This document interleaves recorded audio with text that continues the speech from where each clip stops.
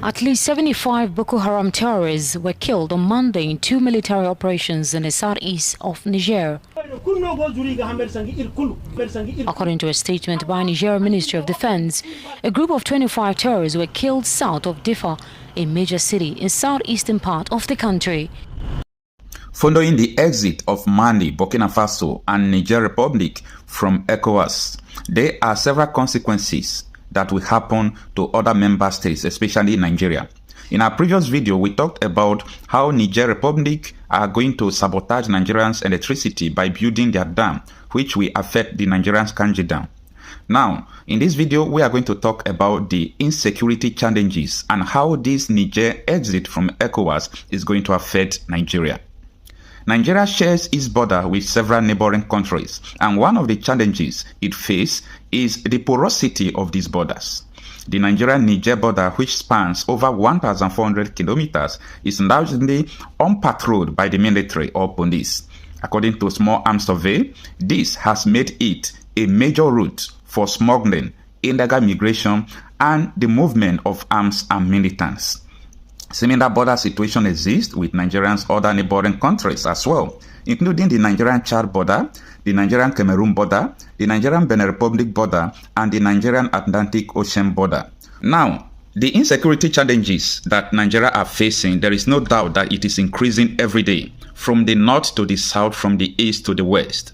But Niger Republic Army has helped Nigerian Army and Nigerian state to fight Boko Haram. I could remember at a time where Boko Haram was running to Niger Republic to take food and arms, coming back to Nigeria to cause mayhem on citizens.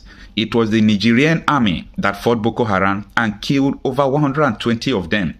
But these are Boko Harams that the Nigerian government has been fighting right from time. So what will happen when these people refuse to help Nigeria to combat the terrorism in the borders? Because as it stands now, Nigeria has no border between this Niger Republic and Katsina and other northern parts of the country. What is going to happen when these countries refuse to aid Nigeria in anything about insecurity? What about if they allow terrorists to pass through their country into Nigeria without stopping them? This is what we are looking up to, that this exit of Niger Republic from ECOWAS is going to cost Nigeria more security challenges. What is the state of leadership in Africa? And permit me to run you across the continent of Africa, and you will see a continent that is not at ease. The continent is not at ease because the continent is suffering from a deficit of leadership. Look at Africa today. Tell me whether we are at ease in Niger. Tell me whether Mali is settled. Tell me whether there is quiet and calm in Chad. Tell me whether Guinea-Bissau is doing well. Tell me whether the Cameroons are stable. Tell me whether Central African Republic is good. Tell me whether Sudan, South Sudan, Somalia, Ethiopia, Northern Mozambique, and all these countries where there is peace and quiet, whether the sons and daughters of this country, tell me whether even this great Nigeria is at ease. Tell me. The answer is she is not. And I dare say that as long as Nigeria is not at ease, Africa will never be at ease. If Africa wants to be at ease, Nigeria must be at ease. She is the largest economy in Africa. She has a population of over nearly 200 million people. 1 in every African is a Nigerian. She is represented in every sector. If you want the best engineers in the continent, they are Nigerians. If you want the best doctors, they are Nigerians. If you want good lawyers, they are Nigerians. If you want good people, they are Nigerians. But also, if you want Yahoo boys, they are Nigerians.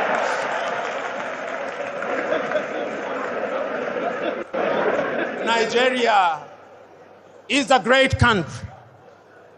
A friend of mine once told me that if you go to any part of the world and you do not find a Nigeria, leave that place, because there is nothing to do there.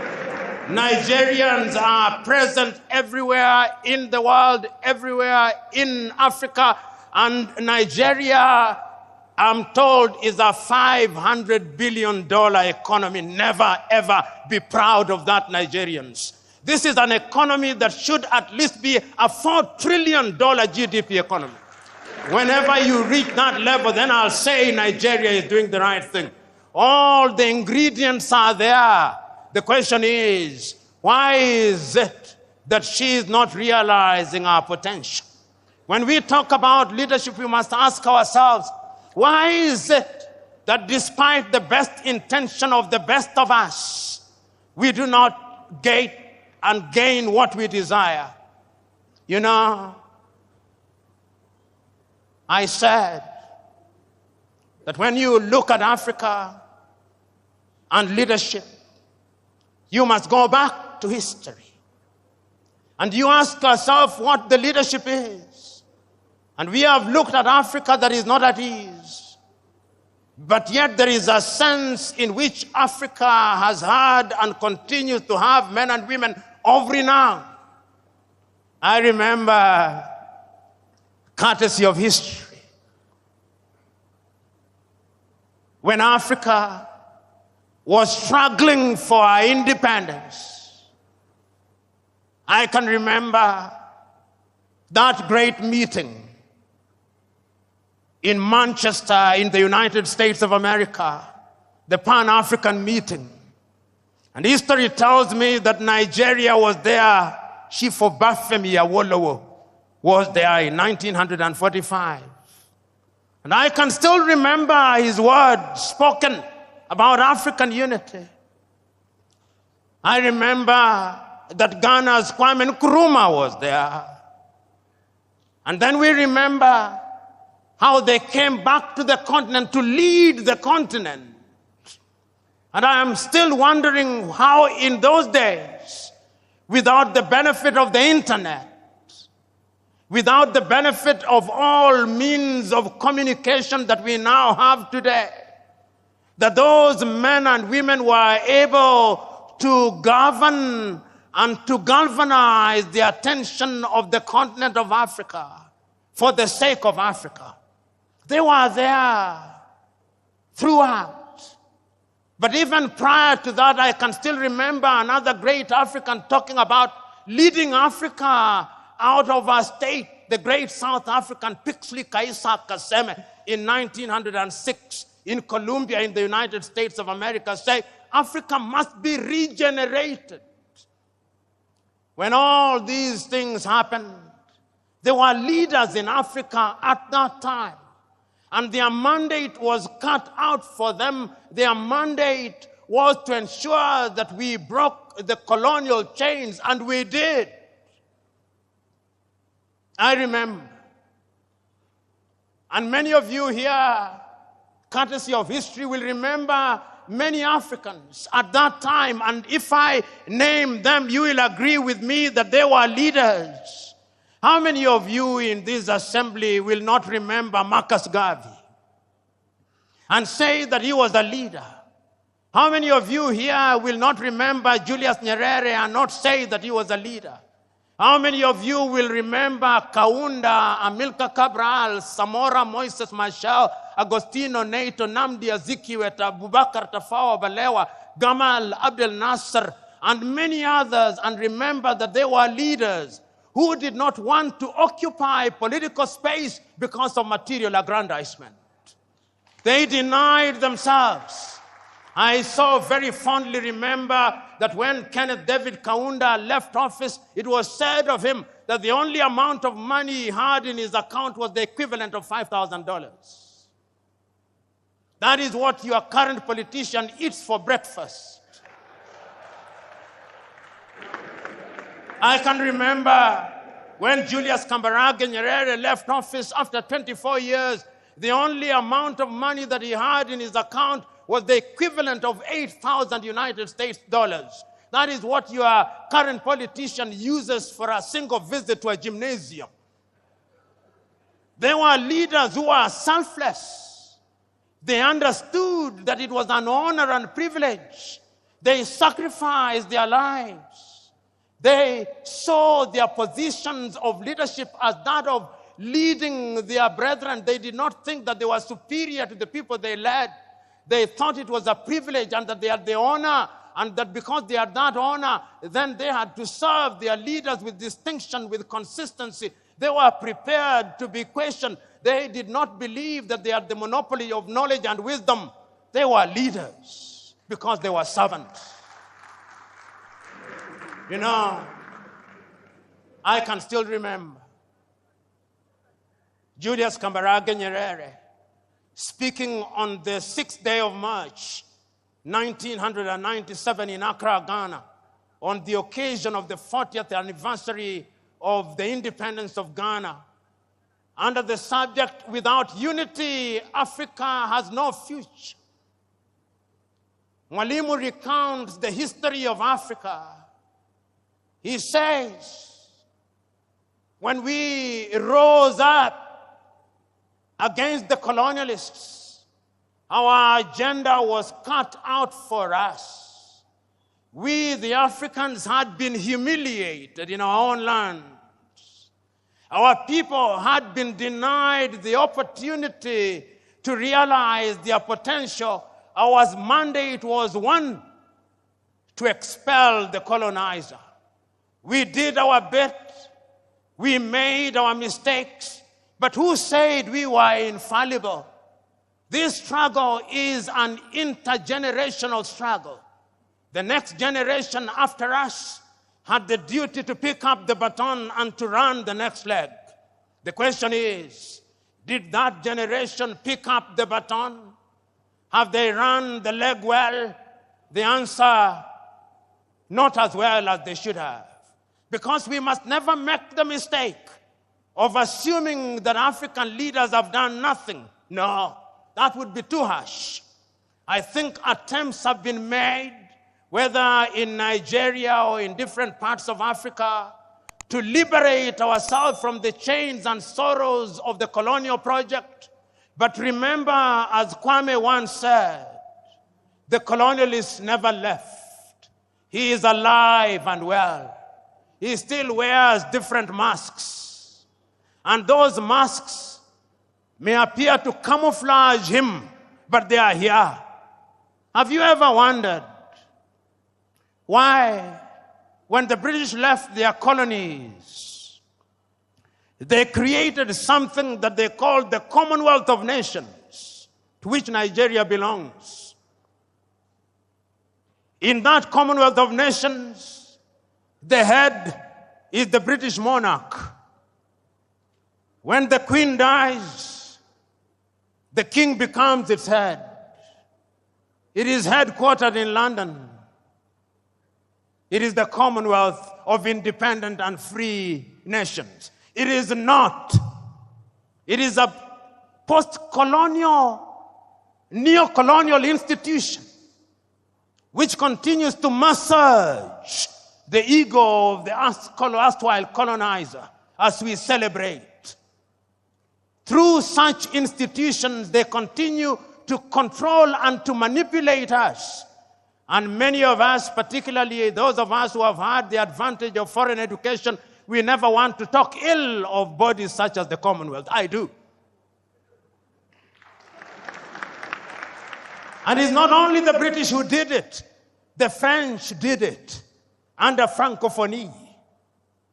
In order to control their former colonies and to make sure that they remain within their sphere of influence, they created a body which is alive and well. In the former French colonies, it's even worse. They even print their currency. The Portuguese did it. So, inasmuch as African leaders have been trying to ensure that we change the circumstances of our people, there have been external attempts at torpedoing those efforts. And Africa and African leadership must be seen in those contexts. There are those in many African countries who have allowed themselves to be acolytes of the neo-colonizers and to the detriment of the continent of Africa. So when we interrogate leadership, we must ask ourselves, how free are our leaders? How free are our politicians from external influence? But is that an excuse? No, it cannot be an excuse. Leaders in a multi-ethnic environment must also be different. Nigeria, as Chinua rightly said, like all African countries, is an artificial entity. Chinua says in his book, The Trouble with Nigeria, that there is nothing comparable to how the European nations were created.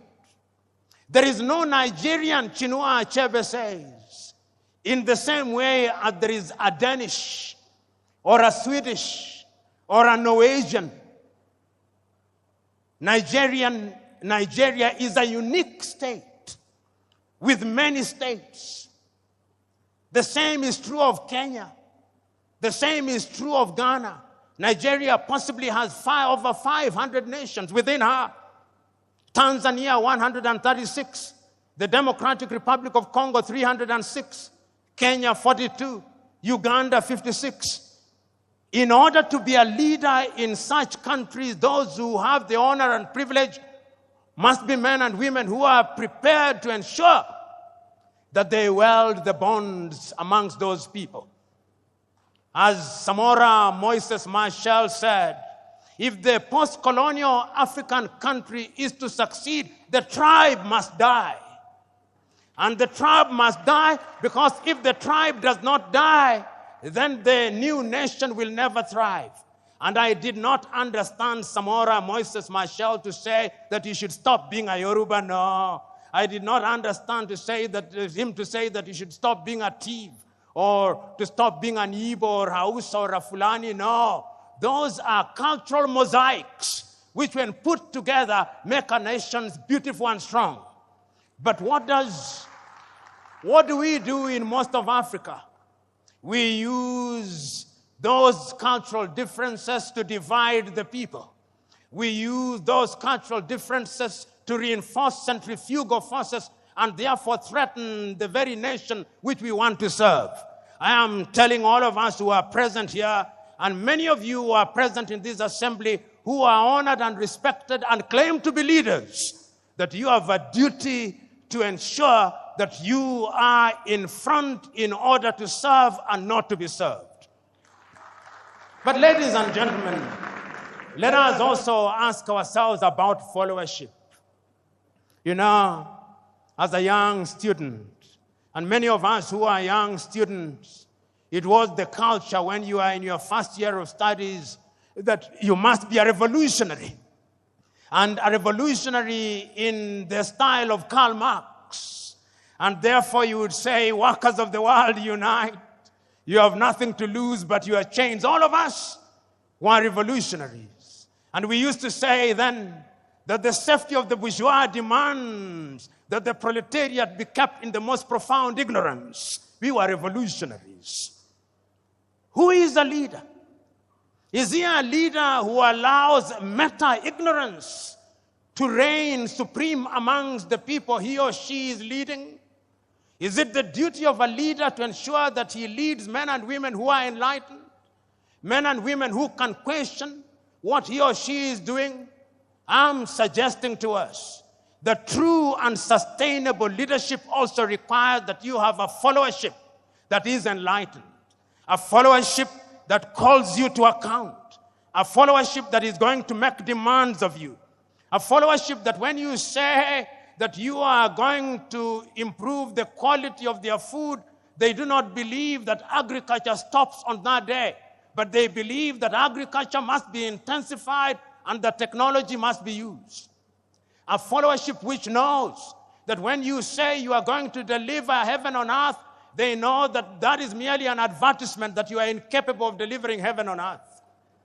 A followership that knows that when you are promising to do things within 100 days, which ordinarily can only be done in 5 years, they know that you are a liar. A followership that is capable of discerning that when you speak things, there are many variables, and it is the duty of a leadership to ensure that such a leadership is indeed created. What do African leaders do? African leaders in many African countries have now assigned the question of education, educating their followers to NGOs and CBOs, which are financed by the Americans, which are financed by the Europeans, which are financed by other civilizations. How do you think, how do you imagine that the people of Denmark would have the interest of Nigeria at their heart? How are you satisfied that all those civic education activities that are being undertaken in Borno, in Maiduguri, or in Abuja, financed by USAID, are meant to be for the benefit of Nigeria? Because the last time I checked, the English used to say, he who pays the piper calls the tune. So today, when you look at most of Africa, we have a followership that is tuned from outside. It is not a followership that is tuned from inside. And you wonder why they behave the way they do. They behave the way they do because they are being tuned by other civilizations. 3 years ago, an old friend of mine, now gone to be with the Lord, was engaged in a conversation with me. And I was complaining about the leadership, and he told me, I hear you, young man. You're always complaining about leadership in Africa and other parts, but have you ever wondered about the followership? Says you are complaining about the windmill, but do you ever bother about the wind? Is it not the case that the windmill follows the wind? I'm suggesting to you that Africa will never realize our potential as long as the critical mass of our people are immersed in sorrow and want. I am suggesting to you that Africa is not going to grow as long as you who are in positions of leadership have perfected the art of appealing to the stomachs rather than the minds of the men and women that you lead. I'm suggesting to you that Africa is not going to realize our potential as long as we continue to conduct the politics of money and money bags, not the politics of ideas. I'm suggesting to you that Africa is never going to realize our potential as long as we are dividing our people along ethnic lines. I'm suggesting to you that as long as you who are in positions of honor and privilege are in the business of dividing our people on the basis of religion, Africa is not going to realize our potential.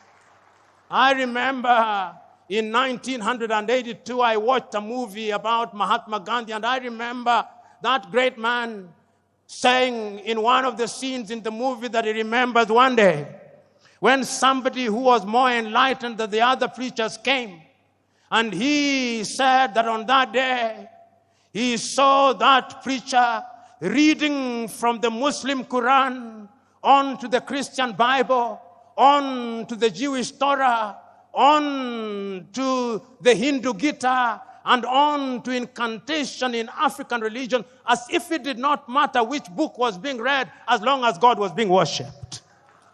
I look forward to the day when those of you who are in positions of leadership will be able to tell our people, wherever they are in Nigeria or Africa, that it is not for us to fight for God. If I have a God for whom I have to fight for, that is not a God. The God that I worship fights for me. And if we accept that that is the nature of God, that is omnipresent, omniscient, and He knows all, then we are going to unite our people. In other words, I'm saying that if we are going to have a followership that is going to change the continent of Africa, we have got to exercise the ghost of ethnicity. We have got to exercise the ghost of ignorance. We have got to exercise the ghost of poverty. We have got to exercise the ghost of narrow-mindedness.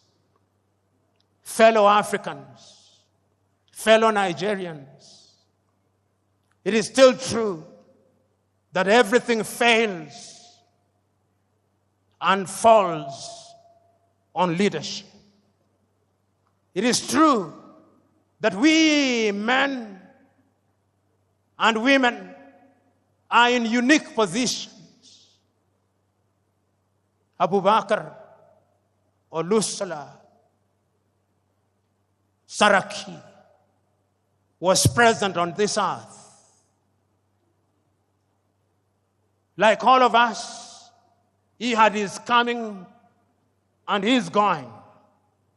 Today we are gathered here to remember him because, as South Sudan's John Garang Dimabior once said, as you walk the journey of life, there are two baskets that you fill by your words and deeds, whether wittingly or unwittingly. The basket of good deeds and the basket of bad deeds. And that at the end of it all, when we weigh those baskets, let it be said of you that the basket of good deeds outweighs the basket of bad deeds. It would appear to me that the late Dr. Saraki's basket of good deeds far outweighs his basket of bad deeds. And that is why we can say, without flinching and without equivocation, that he was a colossus. That is why you call him fondly by the moniker Oloye. That is why you are gathered here on a Monday morning to pay homage to him. Now I can see Saraki upstairs through imagination. I can see him asking us, who we are present here today, oh dear Nigerians, it is 10 years since I left you. Where are the leaders?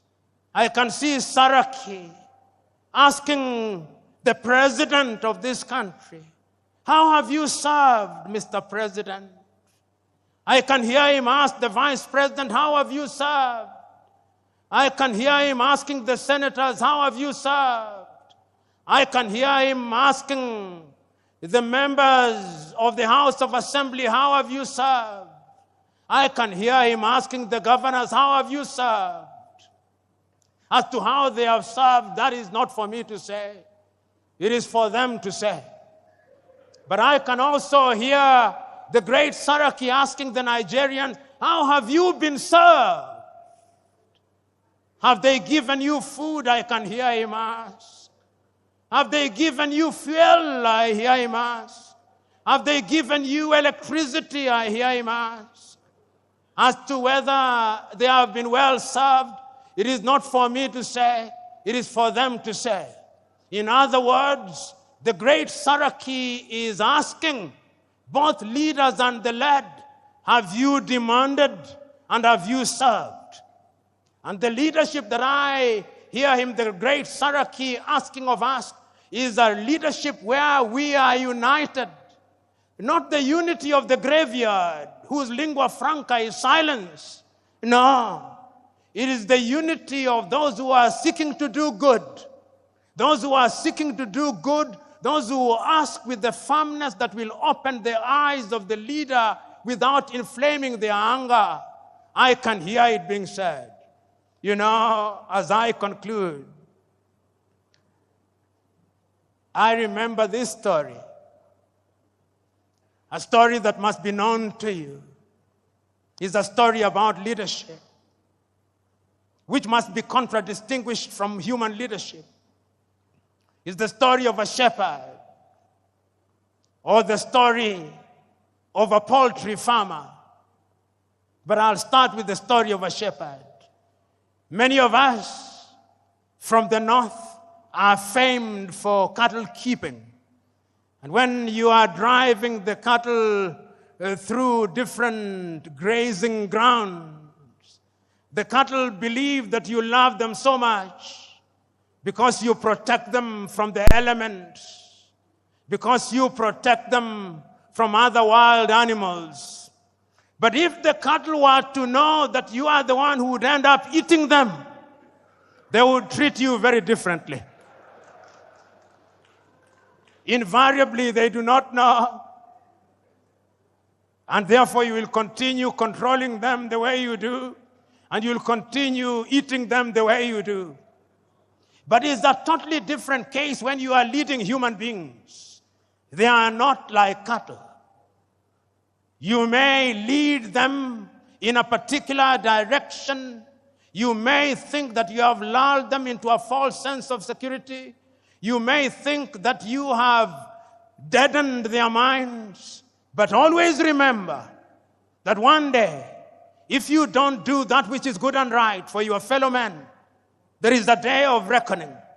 There is a day of reckoning, and history has demonstrated that it can come in the twinkling of an eye.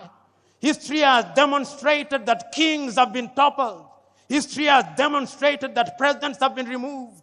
History has demonstrated that great men have been cut down. History has demonstrated that men can rise when they are misled.